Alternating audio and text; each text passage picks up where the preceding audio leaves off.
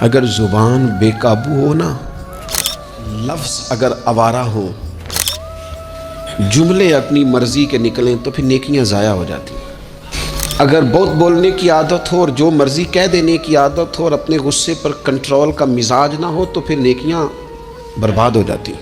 کچھ لوگ ایسے ہوتے ہیں جو بڑے بہترین کام والے ہوتے ہیں لیکن ان کی زبان سے ڈر آتا ہے، ان کے جملوں سے خوف آتا ہے، ان سے محبت کا رشتہ ہوتا ہے، تعلق ہوتا ہے، لیکن ان کے ساتھ گزارا نہیں ہوتا، اس لیے کہ وہ نیک بھی ہیں، نمازی بھی ہیں، حاجی بھی ہیں، پرہیزگار بھی ہیں، لیکن زبان سے تیر برساتے ہیں۔